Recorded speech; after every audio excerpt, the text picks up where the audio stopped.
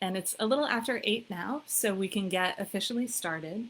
There's no one to introduce me, so I'm going to read my own biography in the third person, which is a little weird, but not quite as weird maybe as reading it in the first person.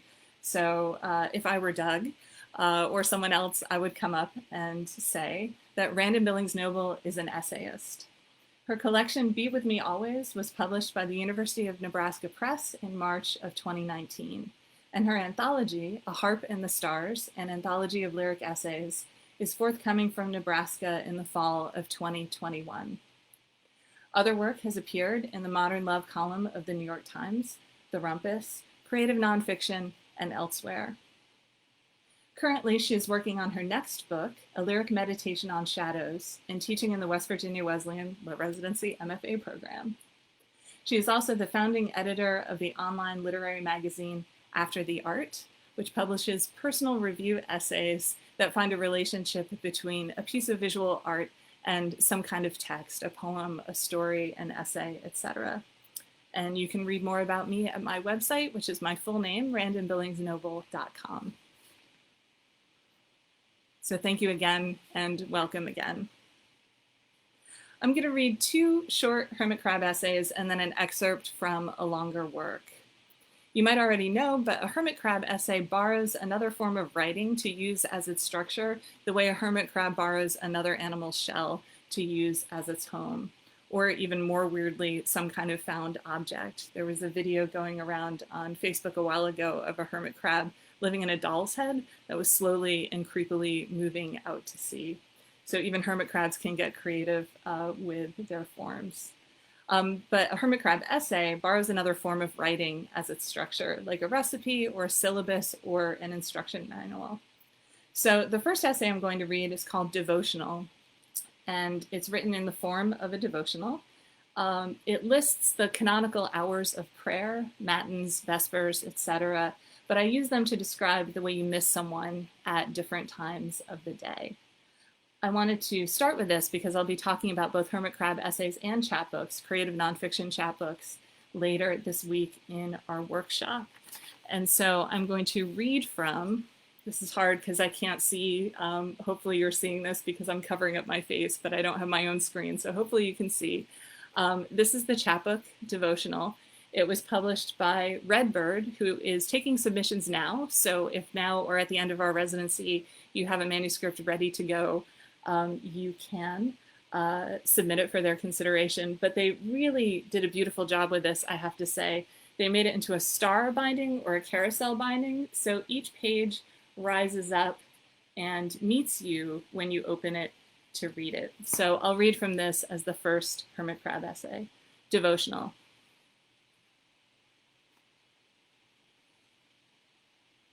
Matins. Midnight is too obvious an hour.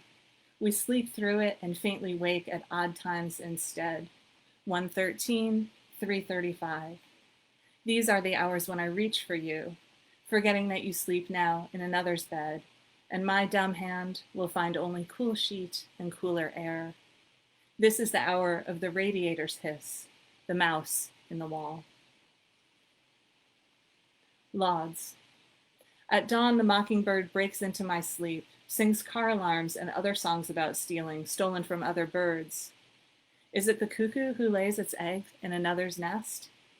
I pull the pillow over my head, muffling sound and thought. Prime.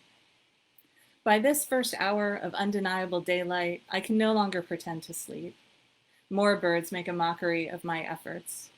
Sometimes the hardest thing is to stand up, go vertical, get straight. I stand. Terse. Outside the window, the loblolly pine bends in the wind. I move things around the kitchen, cup to counter, egg to plate. Inside, a boiling, outside, a break. On the radio, a love song. I'm pining too. Sext. This is the hour of taxicabs and airports, of the dinghy pushed away from the dock, of cattails and water weeds and all the currents that pull you away from me. This is the hour of waiting, for arrivals and reunion, for the oar to send the surface trembling, the rod to quiver with a longed-for bite.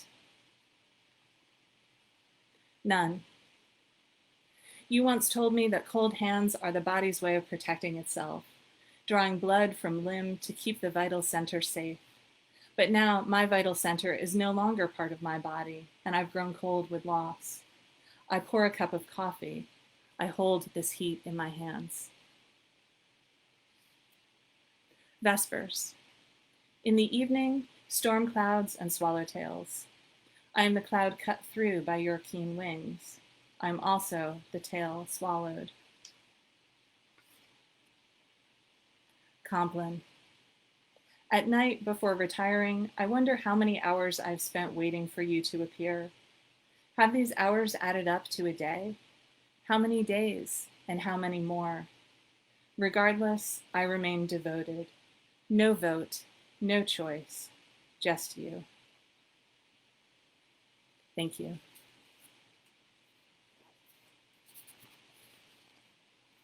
So the next thing that I'm going to read is an excerpt of a work in progress. It's from a manuscript called Shade and Shadow. That's its working title. And it's a book-length lyric meditation on the ways that shadows function in the physical world, the underworld, art, literature, metaphor, and affairs of the heart. It interweaves many short sections about the shadows in Rembrandt's late self-portraits, Plato's Cave, Dante's Inferno, Peter Pan, Joseph Cornell's Shadow Boxes, the song Total Eclipse from the Heart, and groundhogs and the movie Groundhog Day, and more. So the parts that I'm going to read are mostly about Rembrandt and one of his late self-portraits. I put a link to it in what might be an early post or a recent post on this page. So if you want to click on that and take a look as I read, you can. The excerpts I'm going to read from have some French and Dutch words in it. Rezai, Tronis, Schilderachta, but they're all names for different kinds of sketches that Rembrandt did of so-called ordinary people, and they're all in a row. So when you hit that part, just know that they're different kind of sketches that Rembrandt did in gray tones of faces and sketches that were considered picturesque, which sounds funny because it is, after all, a picture. So here's an excerpt from the very first part of the book, and then I skip to talk a little bit more about Rembrandt. So here it is, Shade and Shadow.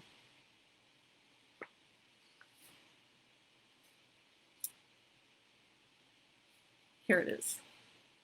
Where does a shadow begin? The shadow you cast, but also the shadows that shadow you. Something or someone comes between you and the light. Its shadow falls on you like a spell. Rembrandt's shadow has cast a spell on me. My favorite painting of his, a late self-portrait from 1659, hangs in the National Gallery in my home city. Every time I visit it, I try to read his expression. What is he trying to tell me? The painting is dark, deep browns and blacks. The light slants from the side, illuminating only his face. A broken line of this light traces his remarkable nose, highlights the white of one eye, the glint that shows it's alive. When you get close, you can see the texture of the paint, the brush strokes mimicking lines in flesh, strands of hair. But it's his expression that holds me. He's not all that much older than I am now, but I feel very young, very untried under his gaze. You have no idea, he seems to say, no idea what lies ahead. I pass through the darker, quieter emotions in my mind, and his gaze matches them. Sadness, pity, sympathy, wistfulness, knowledge, experience, anger, love. I have to remember that he was looking at himself when he painted, not at an imagined viewer. I have lived, I have lived, I have lived, he says. But then I hear him asking, have you? Shadows resist. Their shape depends on the angle of light. Until the 19th century and the harnessing of electricity, shadows were unstable, always moving. But by 125,000 BCE, early humans had fire. In 70,000 BCE, the first crude lamps, then oil lamps, then candles. thousands and thousands of years of tentative, fragile, volatile, uncertain light, and shadows that flickered in response to the flame that cast them, lengthening and receding as the sun moved across the sky. The word shadow comes from an Old English word meaning screen or shield from attack. This etymology surprised me. I had thought of shadows as more ominous, hiding threats, not shielding us from them. But this root word is also where we get the word shade. Shade shields us. It cools and comforts us. We rest in it. What happens when we rest in shadows? This next part is a section on the 23rd Psalm, but I'm going to skip through it and just read this quote and then keep moving on with Rembrandt. Yea, though I walk through the valley of the shadow of death, I will fear no evil, for thou art with me. Thy rod and thy staff, they comfort me. By the time Rembrandt painted Self-Portrait, 1659, he was deep in the valley. He had outlived his wife, his mistress, and all of his 4 children.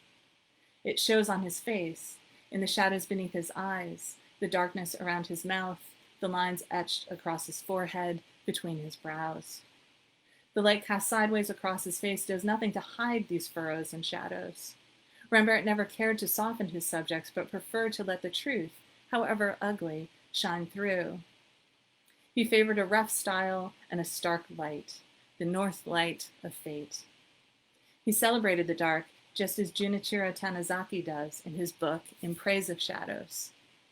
He writes, "The quality that we call beauty must always grow from the realities of life, and our ancestors, forced to live in dark rooms, presently came to discover beauty in shadows." Tanizaki longs for the beauty in darkness, for candlelight, for lacquerware instead of porcelain, for age over youth. He prefers a pensive luster to a shallow brilliance, a murky light that, whether in a stone or an artifact, bespeaks a sheen of antiquity. He praises things that bear the marks of grime, soot, and weather, and loves the colors and the sheen that call to mind the past that made them. Rembrandt did too. Look at his etchings, his grisaille, his tronies, his Schilder Octa, his elders, and his beggars. Look at his seated nude, 1633, and the cross-hatched texture of her heavy thighs, the folds of her flesh, and the marks of her stockings still pressed into her legs. Look at her straightforward gaze, her ease with herself. I have lived. Have you? Rembrandt uses both light and shadow to unpeel his subjects, and nowhere more clearly than in his late self-portraits, the ones in which he is so uniquely expressive, sometimes thoughtful or wounded or quizzical, but always catching and holding the viewer's gaze, his face strongly lit in the pools of darkness. The writer Ned Stuckey French once said that the essay was a middle-aged form, and I wonder if self-portraits, a visual cousin to the essay, are too. I think of Rembrandt's, of course, and his literal middle-aged form, but also Van Gogh, Frida Kahlo, Chuck Close, and Lucian Freud. Their layers, depth, and complexity, their honesty, their fingering gaze, their vulnerable core. I once looked at Rembrandt's 1659 portrait for an hour, the way Jeanette Winterson challenges us to in her essay, Art Objects or Art Objects. Art takes time, she writes. To spend an hour looking at a painting is difficult. She claims that we will feel increasing discomfort, distraction, invention, and irritation. I get a little chair from the information desk and sit and look. It's just after the gallery has opened, and for a while, I am alone. The first thing I notice is the shadow under his left eye, 3 bags, and I wonder if each holds a loss. The death of his wife, then the death of his lover, then last, the death of his adult son. Some of the shading is a surprise, a dead putty gray in a painting otherwise bristling with life. Thick brush strokes and layers bring out and up his brow, those eyebrows. What are they saying? What is he trying to tell me? As Winterson predicted, discomfort. A few rooms away, a fountain burbles in the atrium. In another room, guards talk, but muted, blurred. It smells like wood, or maybe wood polish, a smell I've never noticed here. Is it because it's morning, or because the museum has been closed for over a month? I ask a guard. He thinks it's because no one has been here for a while. Interesting that the absence or presence of people could change a museum's smell. Their presence overcoming the smell of the walls, frames, floors, the paint itself. Distraction. Winterson says a painting looks back, knows more about us than we do of it, finds us inadequate. Admire me, she writes, is the subtext of so much of our looking. The demand put on art that it should reflect the reality of the viewer. The true painting, in its stubborn experience, cannot do this except coincidentally. Its reality is imaginative, not mundane. I want to believe that we are communing, Rembrandt and I, that while I am looking, he is looking back, that he is not a static object, an art object, but that he has agency, separate from my projections, that he is telling me something, something urgent and necessary. But what? It's more crowded now. His expression changes when people take pictures, and again when they take selfies with his portrait as a backdrop. But how does it change? What is he saying? Does he mourn the effort that went into his painting against that one quick click of capture? Or does he pity the clicker? Winterson claims that we fear what is not instant, approachable, consumable. But when we take a picture, it becomes ours to consume at our leisure, even if we never do. Some tourists take pictures of me, ask what I'm drawing. Not drawing, I say writing. So cool, they say. But they don't ask what, don't look at my pages, for which I am grateful. Just move on to the next room of Dutch paintings. Distraction. What is he saying? And why don't I feel this effort of his other portraits? Irritation. But I welcome this kind of irritation. He's gotten under my skin, and I don't yet know how to react to the mystery. I might itch, but I want whatever this is in me, however uncomfortable, to mull it over, consider, and eventually incorporate.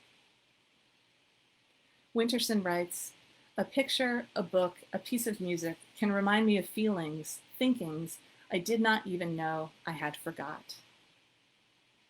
But this painting pushes me into a future tense I don't know how to name.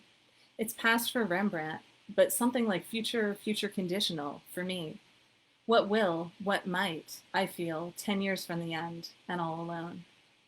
But I won't know that it's 10 years from the end. Projected shadows. Thank you. I'm going to read one last essay. Afterwards, I'll take questions. So if you have any of them, you can ask them in the comments anytime when I'm reading. Also, if you're there and you want to say just a quick hello, it would be nice to know that this is all working okay, since I have no evidence of that on my end. I would appreciate it.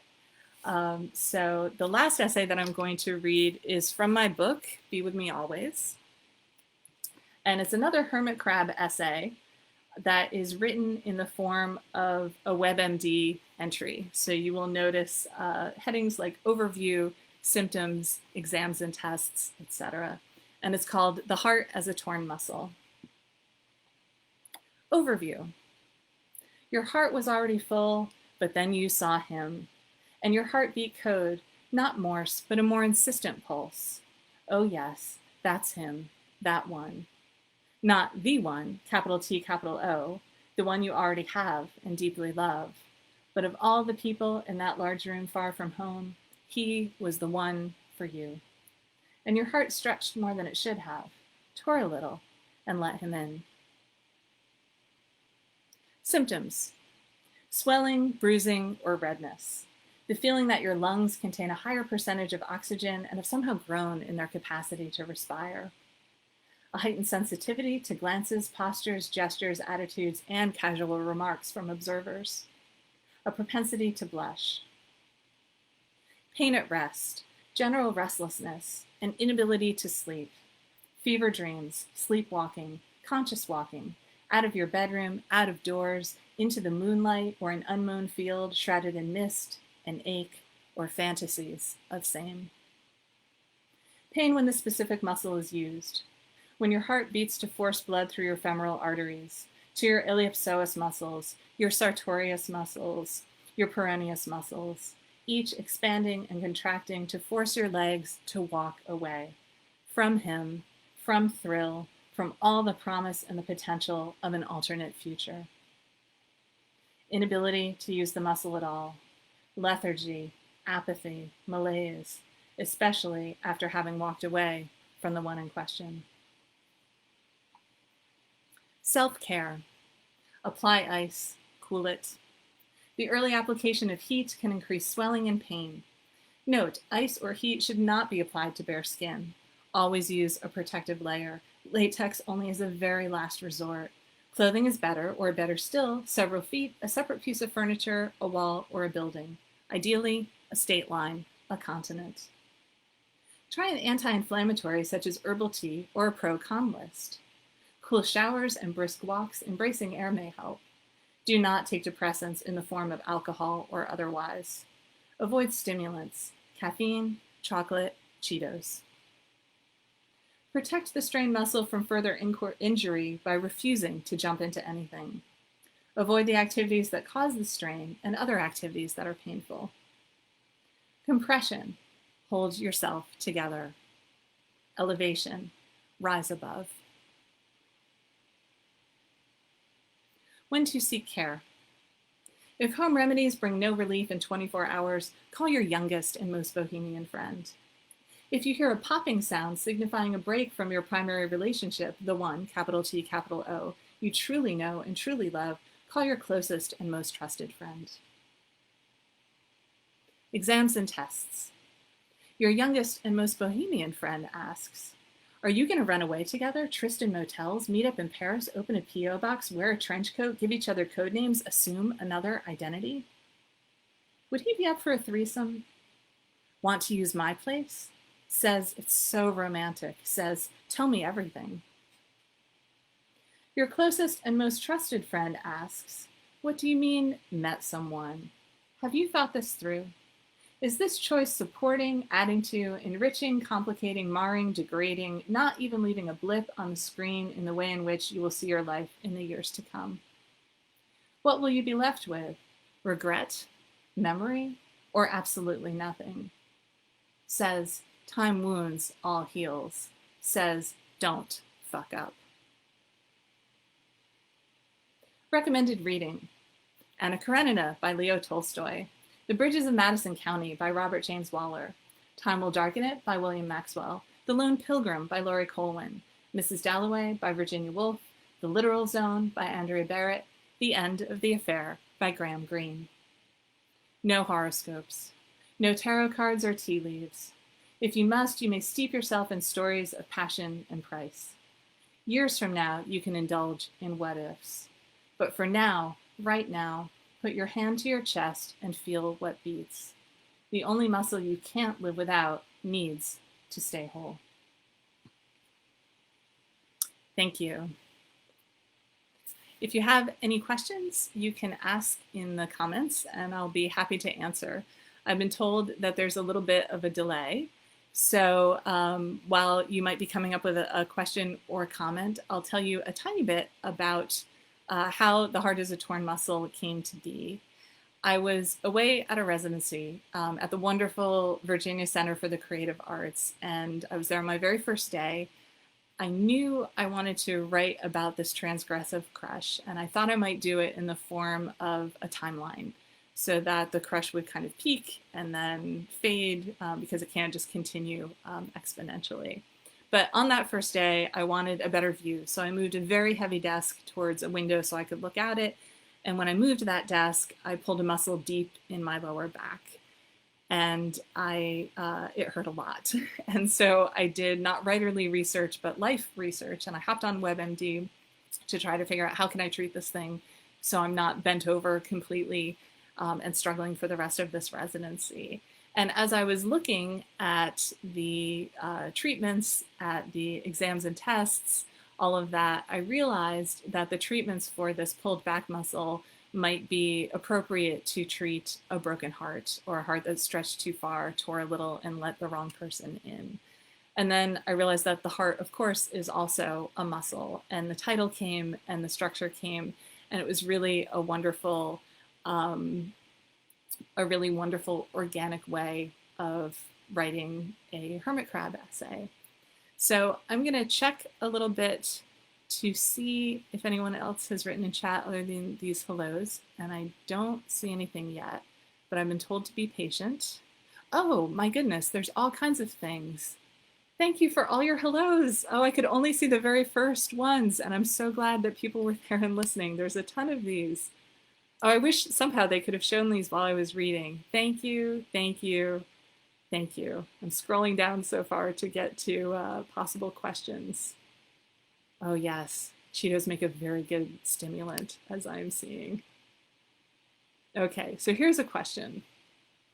Could I talk a bit more about some of the other qualities or tenets that make up the hermit crab essay aside from borrowing form? Yes, borrowing form is certainly the first step, and then you need to think about how, of course, the content of your essay relates to the form. Brenda Miller, in her wonderful book, Tell It Slant, is the one who coined the term hermit crab essay. And she makes a really good case for using a hermit crab essay to contain content that you find vulnerable in some way, and that it sort of protects that vulnerable content the way a hermit crab's shell protects the hermit crab. And I think that's one of the good ways to think about writing a hermit crab essay. If you have something that you're not sure about how you want to address, you might try to find a form to contain it. But I also like the idea of less protection and more containment. If you have a subject that feels messy in some ways, either intellectually or emotionally, to use that form can help you not get too wild in your writing. If I had written The Heart is a Torn Muscle as a more traditional essay, I could have really beaten myself up over my behavior, or I could have gone on and on and on and on about my crush, which would have been interesting only to me and maybe to the crush if they ever got a chance to hear it, but not so much for an essay, so that can help. Some of the other advice that I would have is to definitely look at the form. We think we know what a recipe is, it has ingredients and then it has the stuff that you do. But sometimes you'll find something interesting, like if there's a certain temperature the recipe needs to be cooked at, or if it has to rest. And those ideas can influence your thinking about hermit crab essays. So I hope that helps. And I'm seeing a couple of other questions. I want to make sure I get to at least a few. So this one is, what process do you go through when constructing your first drafts? Do you write up blips of ideas first, or just try to tackle the essay as a whole? If it's a longer piece, it definitely comes in smaller parts.